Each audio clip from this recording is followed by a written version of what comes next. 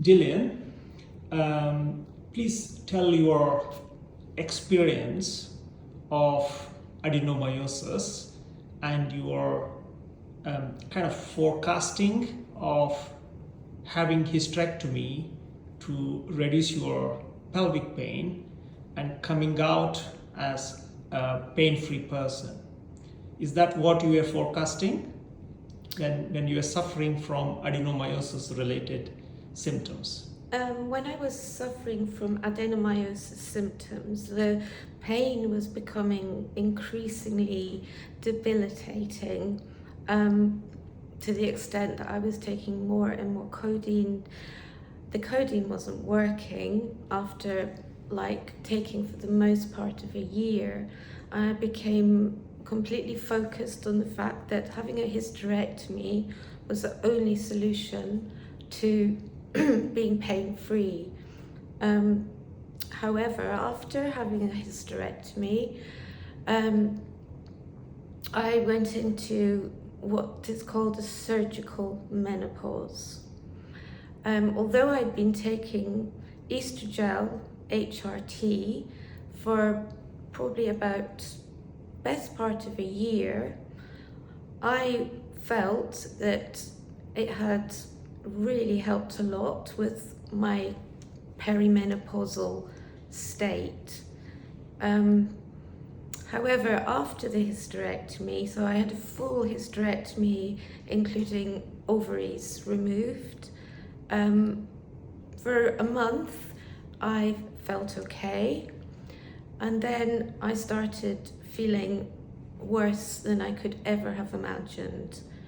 I had no idea what was wrong with me. I had severe fatigue, cloudy vision, dizziness, very heavy feeling in my head, and generally feeling very unwell, as I actually still am at the moment. This I couldn't understand, and I've come back to see Mr. Kuroshi in desperation of my current situation.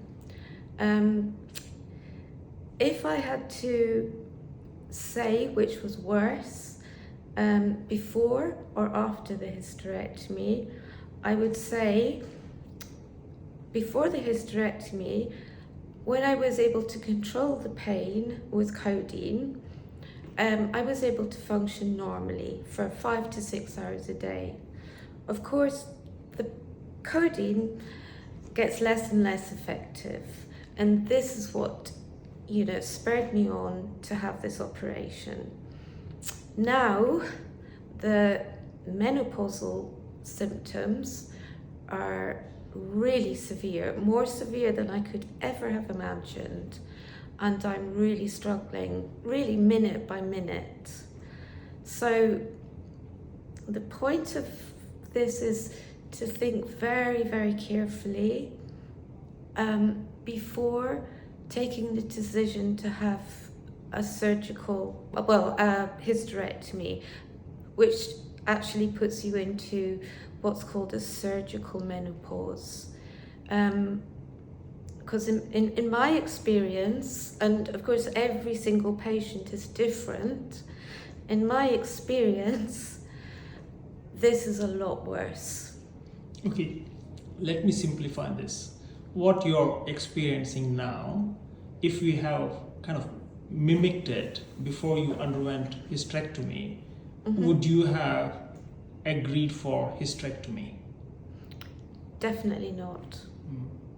I mean, obviously, as we know, hindsight is a great thing, but it's a horrible dilemma for any woman in this situation, because on one hand, you can't foresee how you're going to feel when you go into a surgical menopause. And I had actually read of instances of women going through surgical menopause that are younger than myself, and I could fully understand why a woman younger than I am would suffer from a hysterectomy surgical menopause much more severely as somebody in their late 50s as I am.